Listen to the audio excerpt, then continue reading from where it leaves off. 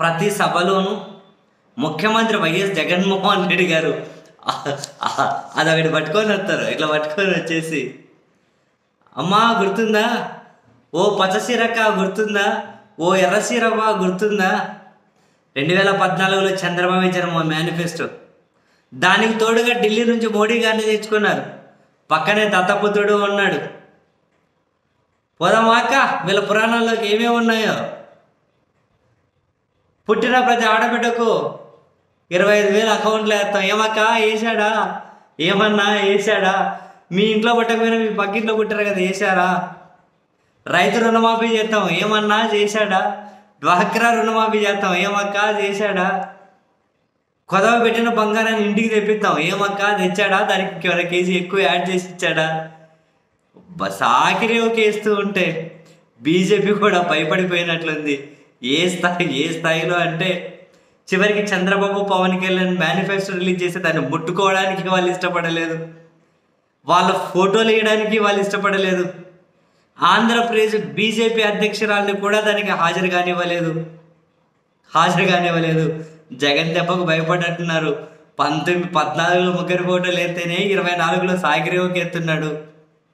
ఈసారి మళ్ళీ కనుక మన ఫోటో వేసి చంద్రబాబు అన్ని అబద్ధాల హామీలకు కనుక మనం కనుక ఎండార్స్ చేసినామనుకోండి, ఇంకా 29లో ఇంకా అంతే. ఇంకా ఇప్పుడు సాగిరేవుకి ఎత్తున్నాడు, నెక్స్ట్ ఇంకా నిప్పు పెడతాడు. ఎందుకురా బాబు అని చెప్పి వాళ్ళు సైలెంట్ అయిపోయినట్టున్నారు.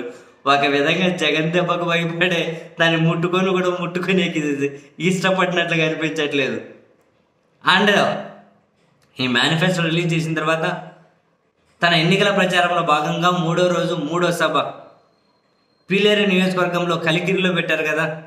ఆ కలికిరిలో నుండే ఈ మేనిఫెస్టో మీద కూడా జగన్మోహన్ రెడ్డి గారు వేసేసారు. పంచులు వేసేసాడు, గట్టిగా వేసేసాడు. కాసేపటి క్రితమే వీళ్ళు మేనిఫెస్టో రిలీజ్ చేశారక్క. చంద్రబాబు దత్తపుత్రుడు, అందులో కూటమిలో పొత్తు పెట్టుకున్న బీజేపీ ఫోటో లేదట, ఈసారి మోడీ గారి ఫోటో లేదట.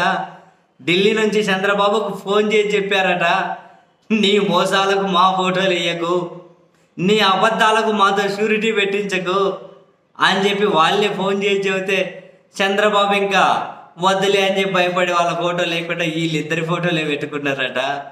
అని ఢిల్లీ నుంచి ఫోన్ చేసి చెప్పారట, నీ మోసాలకు మా ఫోటో సాక్ష్యంగా వాడుకోకు అని, నీ అబద్ధాలకు మమ్మల్ని ఒక సాక్ష్యంగా ఉంచుకోకు అని.